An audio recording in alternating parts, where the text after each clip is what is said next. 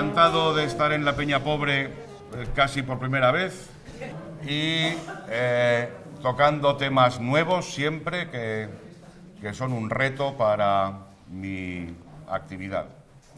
Gracias, Paco. Ya una de las previas que tenía que hacer ya la dije, que se refiere al premio que ha obtenido el documental que nació aquí sobre el Hidalgo de la Estepa Póntica. El documental producido por Xarela sigue circulando por festivales y esperemos que consiga muchos más premios. Habrá ocasión de verlo próximamente en Zaragoza, no sé en qué fechas, ya lo diremos. Bueno, eso es cosa de la productora. Yo no dispongo de él. La segunda cuestión previa que quería tiene que ver con Paco Carvajal y su editorial. Viene dándome la vara desde tiempo inmemorial. La vara no, el coñazo. Yo soy de léxico muy selecto y que quiere que le proporcione algún texto profundo y completo sobre Cervantes en Toledo. Yo, por fin, después de tanto tiempo incordiándome, le prometí hacerlo y lo hago en público para que nadie pueda decir, para que Paco no pueda decir después que no cumplo mis promesas. Paco, por favor, Cervantes en Toledo. Muchas gracias. Bueno, pues es verdad. Pensé que era una broma. ¿Qué demonios de broma? Gracias, maestro. Y contraataco con este. Bien, este será para otra charla. Tercera cuestión, como sabéis, soy diletante, es decir, no tengo títulos académicos que avalen lo que voy a decir, ni falta que me hacen, ni siquiera un mal máster, ni una tesis doctoral, ni nada parecido. Eso significa que si me equivoco no pueden echármelo en cara y no pueden expulsarme de ninguna academia a la que no pertenezco, ni cosa parecida. Esto tiene especial importancia en esta ocasión porque voy a tocar un tema donde hay profesionales titulados muy expertos que tienen mucho celo respecto de su profesión, que es la bibliografía. Me voy a atrever a meterme en terreno bibliográfico sin ninguna formación y, eso sí, no afirmaré que lo que yo voy a decir es cierto o está demostrado. Voy a dar mi opinión con los datos de los que he dispuesto y la investigación que he podido hacer. La siguiente advertencia, también habitual, descubrí, gracias a mi gran amigo el loco, José María Alonso Fernández, quizás de Avellaneda, que yo era procrastinador, porque yo sabía que era perezoso, pero él me explicó que eso se llamaba procrastinar. Ahora debo a mi amiga Inmaculada el saber que no soy procrastinador, soy perendinador, porque no dejo las cosas para mañana, las dejo para después de mañana. A pesar de lo cual, perendinando y todo, aquí estamos con 45 minutos de retraso sobre la hora prevista, a saber cuándo terminamos. La charla de hoy es corta, no dura más de 5 minutos. Y se titula Historia de un Quijote sin Enotis. ¿Cómo demonios le digo a esto que se quite de aquí en medio que estorba? Ya. Historia de un Quijote sin Enotis. ¿Y eso qué demonios es? Bueno, pues un libro sin enotis, dicen los bibliógrafos, que es un libro en el que no se conoce ni el año de impresión, porque no figura en el libro.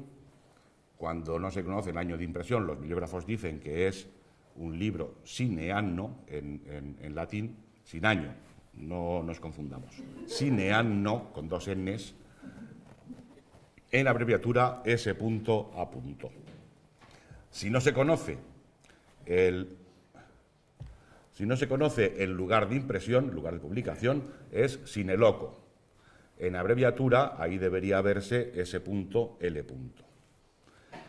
Si no se conoce el nombre del editor o del impresor, se dice de él que es sine nomine, es decir, S.N. en abreviatura. Y cuando no se conoce ni el año, ni el lugar, ni el nombre, es un libro sine notis. Sine notis. No hay datos. No hay datos sobre ese libro.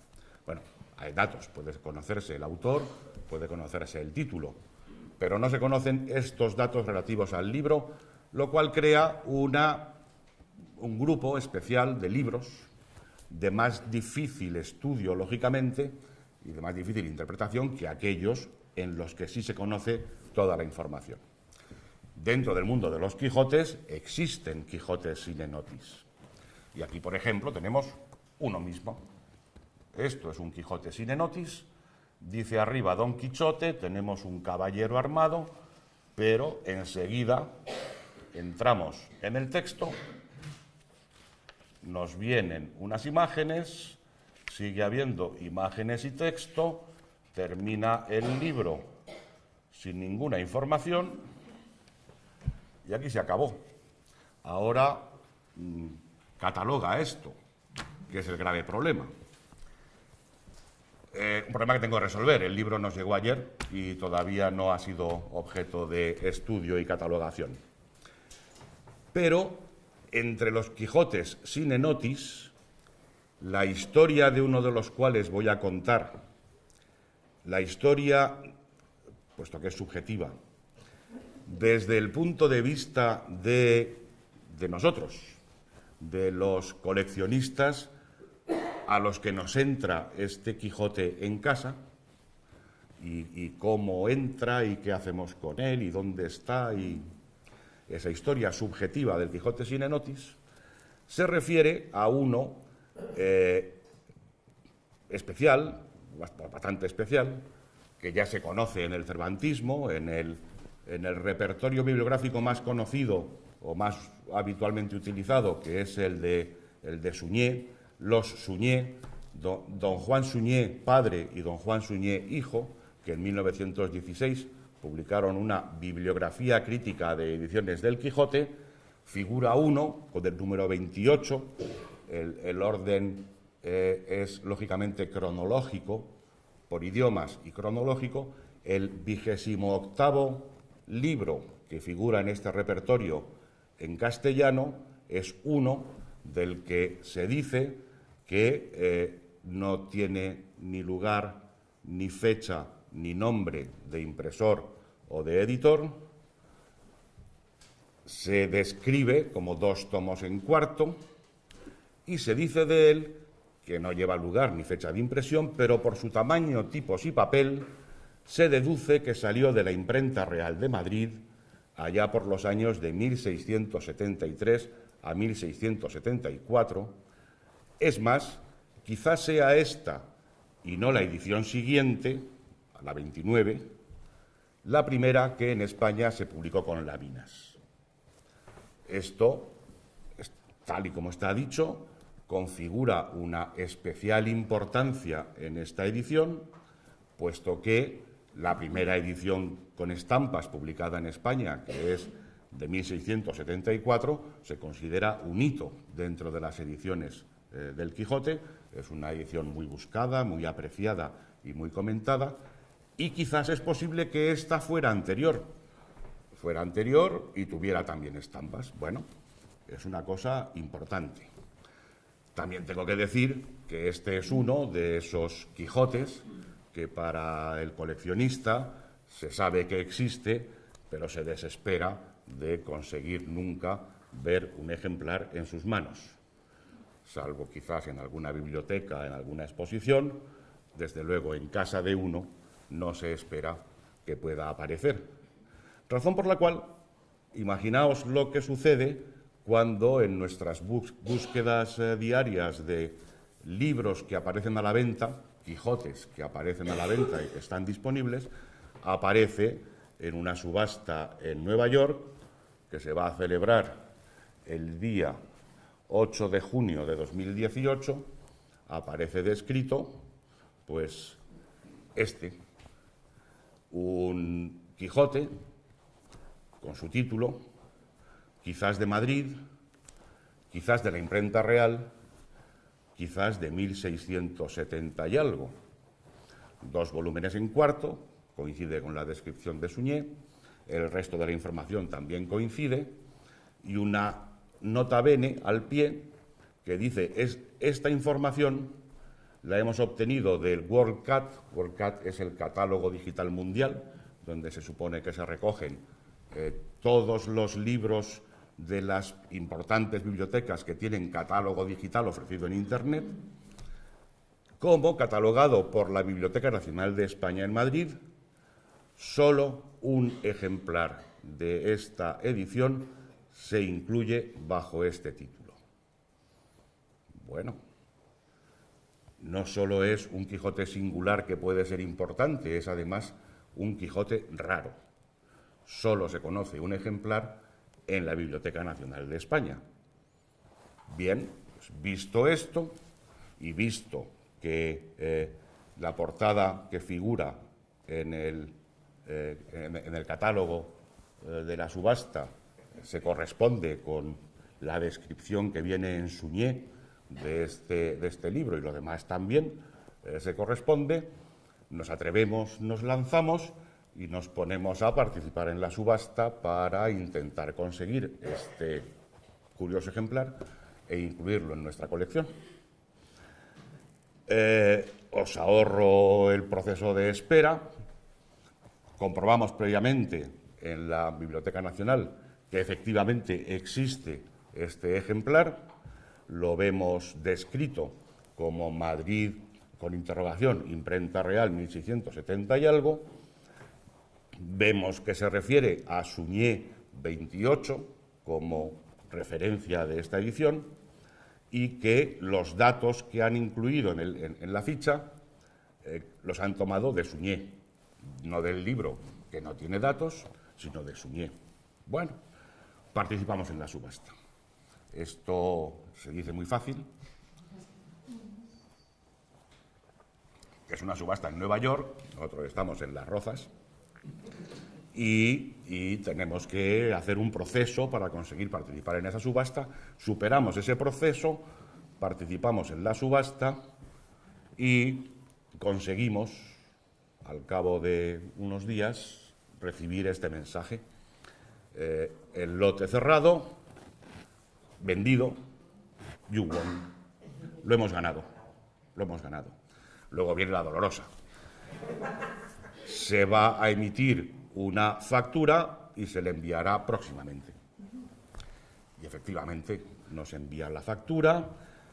Os ahorro todo el proceso que ni es fácil ni es rápido para conseguir pagar la factura, gestionar la recogida, gestionar el envío, el paso por la aduana y nos vamos ya directamente a que nos llega a casa.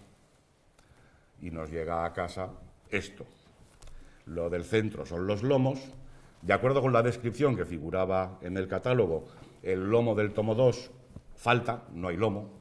Como veis, está perdido ese lomo, se ve directamente el cosido y el papel. A los lados tenemos las portadas de los 2 tomos y, como sucede cuando nos llega un ejemplar nuevo de un Quijote a casa, pues procedemos a repasarlo, comprobamos que la descripción era correcta en el sentido de que no está en muy buen estado, está corto de márgenes, tiene afeitados algunos pies del texto, pero bueno, es tan bonito, tan raro y tan antiguo que nos quedamos contentos a pesar de ello. El siguiente paso en casa es darlo de alta en la base de datos, en el programa que tenemos para gestionar nuestra colección, introducimos los datos que tenemos, que son bien pocos. Pero, en fin, provisionalmente le ponemos la fecha de 1673, que quizás sea la que le corresponda de acuerdo con lo que sabemos hasta ese momento. Comprobamos que le faltan 4 hojas al tomo 1, una pena, pero sigue siendo interesante. El siguiente paso, en nuestro ejemplar de la biografía de Suñé, pues como en un listado de cromos de Sile, pues al número 28, que está al pie de esa página que ahí veis, pues le ponemos la marca. Ya lo tenemos. Uno menos que nos falta. Y lo colocamos en su lugar de la estantería, entre un Quijote de 1662 y el Quijote de 1674. Bueno, pues ya está. Me han sobrado... No. La historia...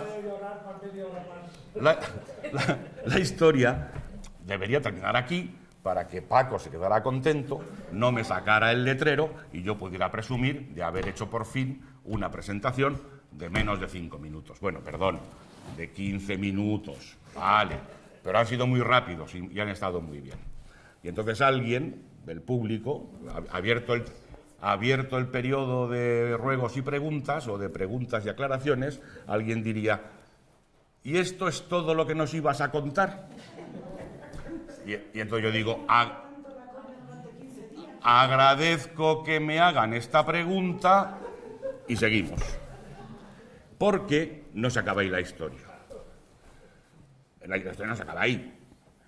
Hemos visto cómo lo describía Suñé, hemos visto cómo había un ejemplar en la Biblioteca Nacional, hemos visto el que nos ha llegado a casa y se nos abren una serie de dudas.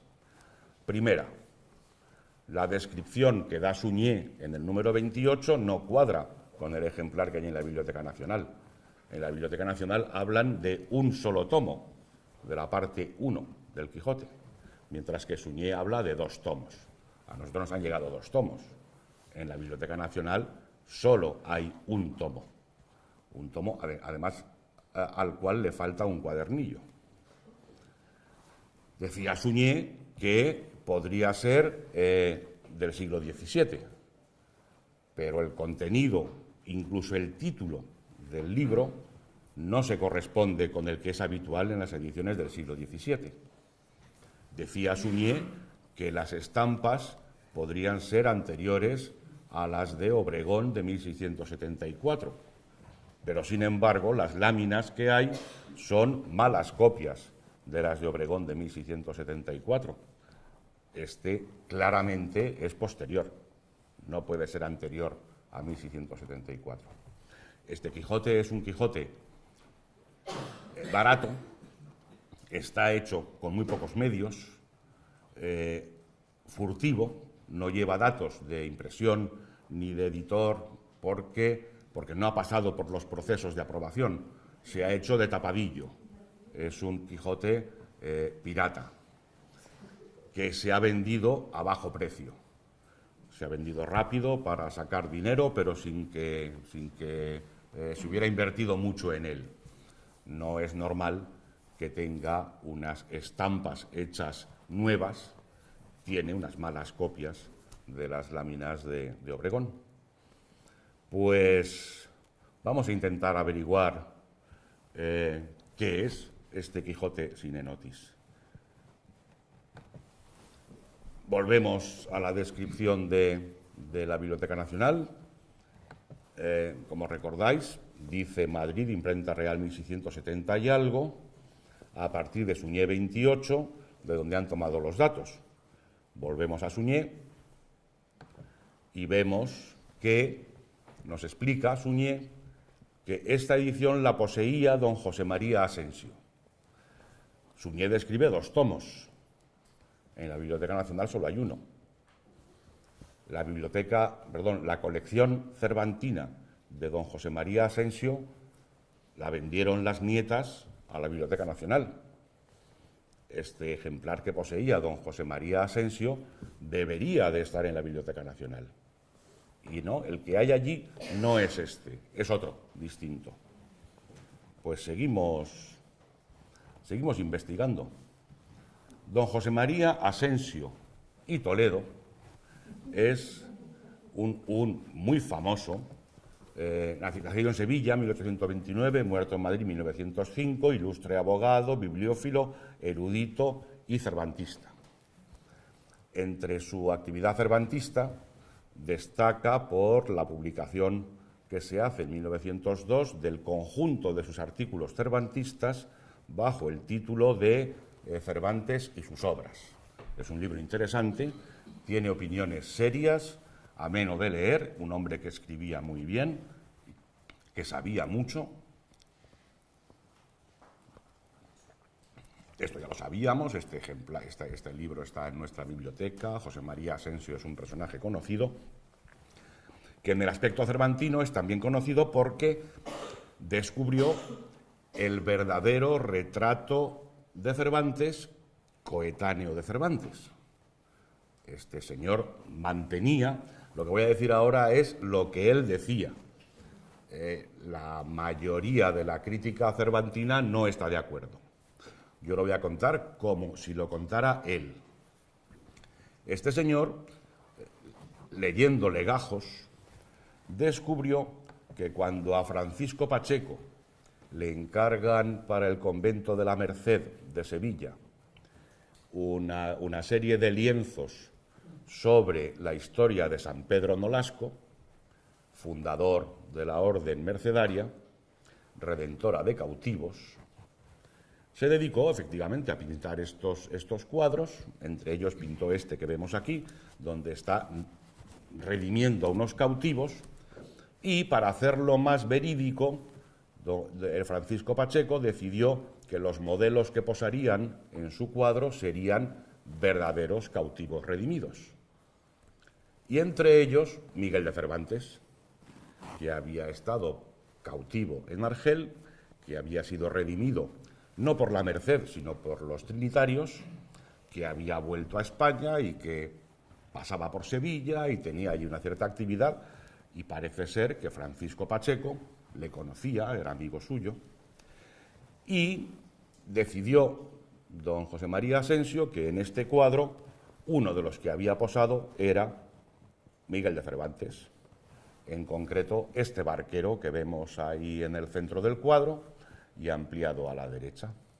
Este barquero vuelto de lado y cogiéndolo de perfil, tiene la cara de Miguel de Cervantes, pintada por Francisco Pacheco en vida de Cervantes o muy poco después de su muerte, pero conocido por Francisco Pacheco en persona. Es más, cuando José María Asensio publicó un estudio sobre el libro de retratos, el famoso libro de retratos de Francisco Pacheco, hoy en el Museo Lázaro Galdiano, y entonces en su posesión, porque él fue propietario del libro de los retratos, incluyó en ese estudio una reproducción de esa parte del cuadro donde estaba la verdadera figura de Cervantes. Bueno, es un señor que trabajaba estas cosas y que sabía de qué hablaba. Pues publicó José María Asensio, que tenía una fantástica biblioteca y dentro de ella una muy buena colección de Quijotes, publicó en 1883 un catálogo de su colección cervantina. Catálogo que está disponible en Internet a través de las bibliotecas digitales, creo que en concreto la Biblioteca Digital Hispánica, donde rápidamente pudimos ponernos a buscar si tenía ese Quijote sine notis. Y efectivamente, con el número 19, eso sí, colocado después del 18, que es el de 1674 con ilustraciones de Obregón, es decir, él ya considera que es posterior a la primera edición ilustrada en España, que es la de Obregón, nos aparece un Quijote sine anno nec loco, solo la primera parte, con la descripción que ahí nos dice, y que las láminas son malísimamente copiadas y peor grabadas las mismas de Obregón. Y que esta edición la coloca en este lugar, inmediatamente después de la de 1674, por ser parecida a las ediciones de Mateo Fernández y de la Iglesia, que son la de 1662 y la de 1674, aunque peores. Bueno, ya sabemos que don José María Asensio poseyó efectivamente el Quijote sine notis que está en la Biblioteca Nacional. Pero ¿dónde está el Quijote que vio Suñé y que pertenecía a José María Asensio? Aquí no está. Claro que don José María Asensio, no él, sus herederos, sus nietas, cuando en 1948 estaban negociando con la Biblioteca Nacional venderle su colección cervantina, publicaron un nuevo catálogo de la colección cervantina de su abuelo, de José María Asensio. Y en este nuevo catálogo de 1948, que lamentablemente no está digitalizado en Internet, que tuvimos que buscar un ejemplar a la venta en algún lugar y que tuvimos que comprarlo y esperar a que nos llegara a casa, y mientras tanto, ¿qué pasa con esto? Afortunadamente, mientras tanto, estábamos entretenidos con otros Quijotes que hay por el mundo. Cuando nos llega a casa y lo abrimos y nos ponemos a buscarlo y a ver qué pasa, descubrimos que ha desaparecido el ejemplar número 19 que estaba en el catálogo de 1883 y que era solo un tomo. Ese ya no está.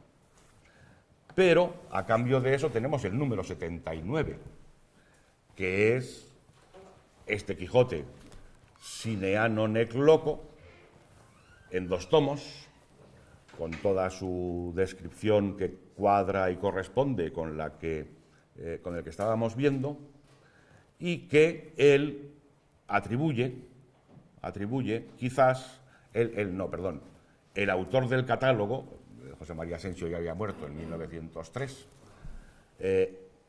atribuye quizás a Sevilla, alguna edición en Sevilla, quizás en torno a 1700 algo.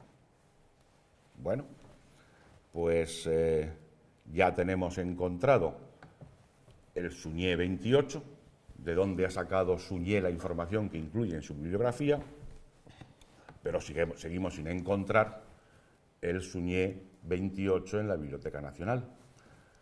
Y esto ya era sospechoso. Si la Biblioteca Cervantina de José María Asensio la había comprado la Biblioteca Nacional y en esa Biblioteca Cervantina se incluía este libro número 79 del catálogo, ¿cómo es que eso no está ahora en la Biblioteca Nacional? ¿Qué ha pasado? ¿Se perdió antes de entrar en la Biblioteca Nacional o se perdió después de entrar en la Biblioteca Nacional?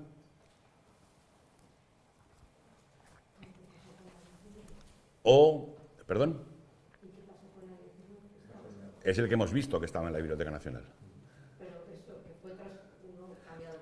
Yo supongo que cuando don José María Asensio consiguió el ejemplar completo en 2 tomos, el que tenía incompleto, porque le falta un cuadernillo, en un solo tomo, dispuso de él. Y o por regalo o por venta, acabó entrando en la Biblioteca Nacional. Porque ya tenía el ejemplar completo, no le hacía nada el ejemplar incompleto en su colección. ¿Pero dónde está el ejemplar completo? No es el nuestro. No es el nuestro. Lo que pasa es que la informática, la digitalización es muy positiva, es muy buena, tiene grandes ventajas. Pero cuando estás hablando de un libro sine notis, tiene grandes inconvenientes. ¿Cómo buscas en los catálogos digitales un libro del que no conoces ni el año, ni el lugar de impresión, ni el nombre del editor, mal. Lo encuentras, lo buscas fatal y lo encuentras mucho peor. Afortunadamente, la informática y la digitalización complementan, pero no eliminan, al libro en papel. Y existe un catálogo de la colección cervantina de la Biblioteca Nacional en papel, elaborado para el centenario de 2005, el centenario de la primera edición del Quijote de 1605, y elaborado bajo la dirección de Pilar Egoscozábal, que se puede consultar más fácilmente que el catálogo digital, y en el cual figura con el número 23 este tomo suelto de una sola parte, la parte primera, quizás de Madrid, quizás de la imprenta real, quizás de 1670 y algo, y también figura con el número 28, nada que ver con, es pura coincidencia que tenga el mismo número que tenía en Suñé, uno en 2 volúmenes, con fechado entre 1701 y 1720, fecha de impresión deducida de la tipografía, y que procede de José María Asensio y Toledo. Misterio resuelto. ¿Cuál ha sido el problema? La catalogación. Tenía la Biblioteca Nacional el ejemplar en un solo tomo, catalogado como Madrid, con interrogación, imprenta real, 1670 y algo, y ha catalogado este como entre 1701 y 1720, derivado de la tipografía. Luego era muy difícil, de hecho nosotros no lo conseguimos, encontrar este ejemplar digitalmente en la Biblioteca Nacional. Pues aquí también podríamos terminar y me ahorraría que me sacaras el cacharro de los 5 minutos. Y... Al hacer la puja pensabais que era un libro de 1670, no de 1700. Sí. Que eso cambiará. Pero no pienso devolverlo. ¿Te van a devolver algo de dinero? Pues ni lo pretendo. Verás, si tienes paciencia y no me bostezáis mucho.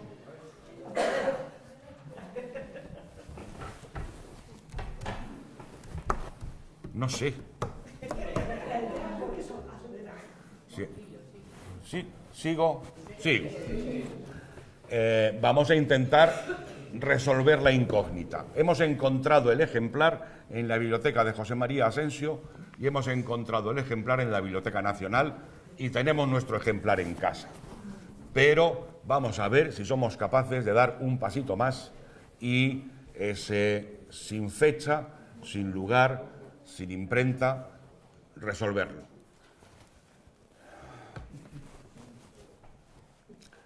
Bien. Datos que tenemos para poder resolverlo. Las notas de procedencia, los ex libris que hay en los ejemplares, ayudan muy poco. El que está en nuestra casa no tiene ninguna nota de procedencia. Los que hay en la Biblioteca Nacional tienen el ejemplar incompleto, una anotación manuscrita de M. Gallacci, lo cual sería fantástico si supiéramos quién era M. Gallacci. Ni idea. No lo hemos encontrado, no sabemos quién es. El ejemplar completo tiene una nota de propiedad en el volumen 1 a nombre de Fray Cristóbal Díaz del Seminario de San José. Lamento no saber quién era don Fray Cristóbal Díaz. De hecho, no hemos conseguido ni descubrir dónde había un seminario de San José en el siglo XVIII. No lo hemos conseguido averiguar. El volumen 2 tiene una nota de propiedad de Sancho Rodríguez, Cádiz, 1770. Por fin, algún dato. Cádiz, 1770. Este 1770 es muy útil. Nos dice la fecha máxima de impresión del libro. Si ya lo tenía en su poder Sancho Rodríguez de 1770, es que se había impreso antes, lógicamente. Bueno, me creeréis que aquí... ¿Qué pasa contigo? Ay, señor.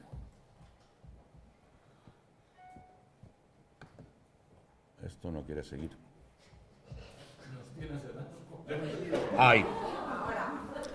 Os creeréis que esto es una nota de propiedad que dice Fray Cristóbal Rodríguez y que esta dice lo otro, y esto bueno, de verdad lo dice.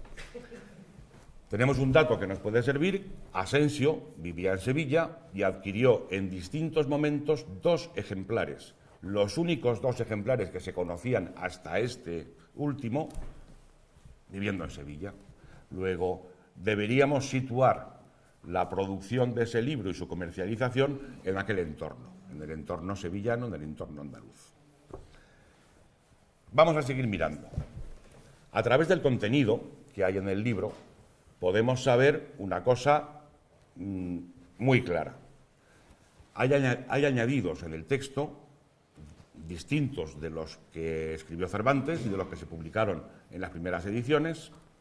En concreto, en el tomo 1 hay una dedicatoria al mismo Don Quijote, escrita por su cronista y traducida con imponderable desvelo y trabajo. Bueno, una cosa ahí añadida que es un pegote, pero que está ahí. Y en el tomo 2 hay unas poesías que son el resto de las obras poéticas de los académicos de la Argamasilla. Sabéis que la parte primera del Quijote termina con unas poesías de los académicos de la Argamasilla. Pues el tomo 2 en esta edición comienza con otras poesías escritas por otros académicos de la Argamasilla. Estos añadidos, que se atribuyen a Diego de Torres Villarroel, que es una pena que no tengamos tiempo para dedicarle una monográfica a este personaje dieciochesco, fantástico, aparecen por primera vez estos añadidos en una edición de Madrid de 1730. El Quijote sine notis es un Quijote pirata, furtivo y barato. Es impensable, es imposible que añadieran cosas de su propia cosecha a esa edición. Lo normal, lo lógico es que las tomaran de otros que copiaron. Luego ya podemos decir que este Quijote sine notis es posterior a 1730. Y sabemos que es anterior a 1770. Vamos avanzando. Vamos avanzando. Pero vamos avanzando despacio porque esto no me hace el caso que debería hacerme. Más información. Bueno, esto es sencillamente en el sine notis el comienzo del tomo 1, el comienzo del tomo 2, con sus añadidos al valiente y andante Don Quijote de la Mancha y las poesías, un heredero del académico de la Argamasilla, que nos da unas poesías adicionales. Fijaos en las cabeceras que hay en estos añadidos. Son muy feas, pero son iguales. Es la misma, en uno y en otro. En la edición de 1730, en la que aparece por primera vez esta información, por favor, ahora, tenemos el tomo 1 con este texto, al valiente y andante Don Quijote de la Mancha, pero fijaos que la cabecera es diferente. En la cabecera no está Don Quijote con el león, sino que están Don Quijote y Sancho Panza. Mientras que en la del tomo 2, también un heredero del académico de la Argamasilla, sí está el mismo dibujo que tenemos en el sine notis, Don Quijote con el león.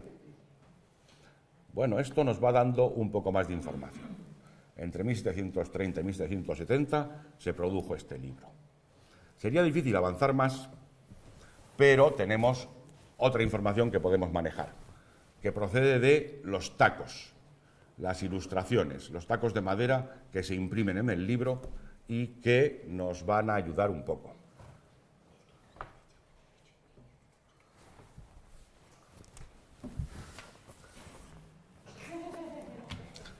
Vamos a ir muy rápidamente.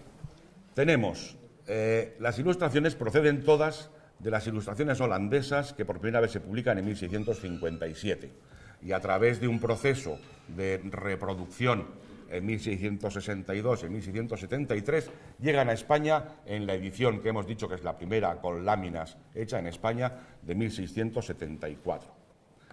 El programa iconográfico, no los tacos, el programa, las figuras que aparecen son las mismas que las de Madrid de 1730.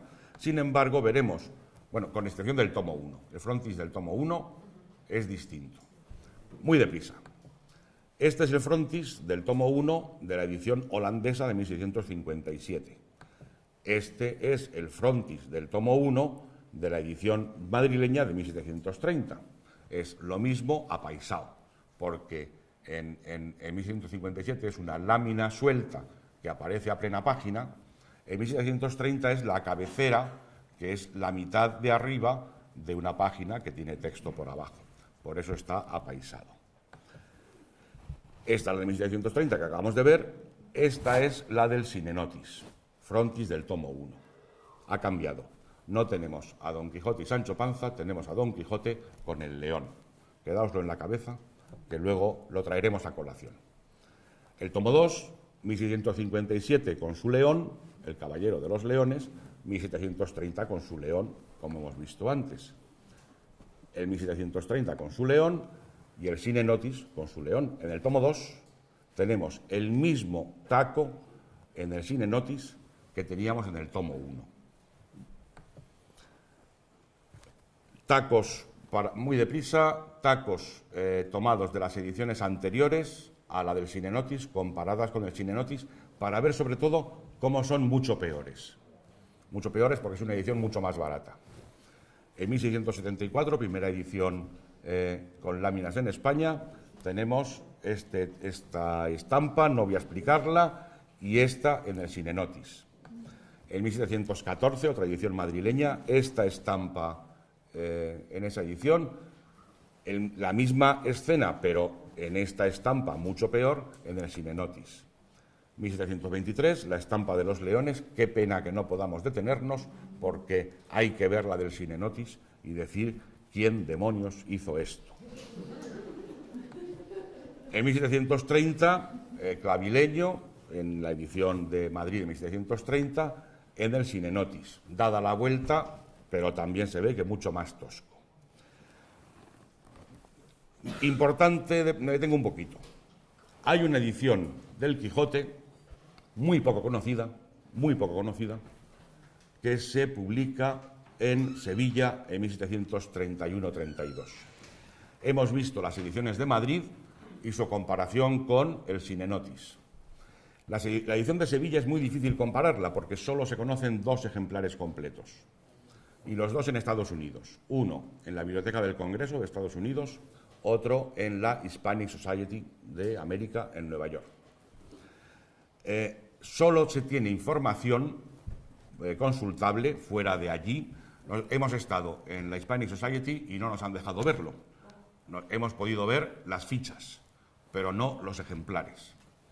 Pero Homero Serís publicó un catálogo de la colección cervantina de la Hispanic Society y a través de eso vemos la portada del tomo 1. La portada del tomo 2 lo vemos del ejemplar que tenemos en casa. El tomo 1 veis que tiene una imagen en la portada, el tomo 2 no, porque el tomo 1 de esta edición de Sevilla está copiado de una edición de Madrid 1723, que tiene precisamente esta imagen en la portada, mientras que el tomo 2 está copiado de la edición de Madrid de 1730, que no tiene esta imagen en la portada, porque tiene los tacos dentro del texto, incluso el frontis.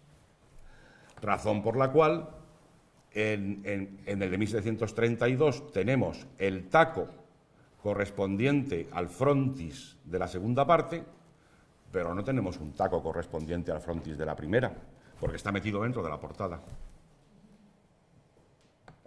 Eso explica que, esto es una comparación entre 1732, tomo 2, que es el único que podemos comparar. El tomo 1 está oculto en Estados Unidos.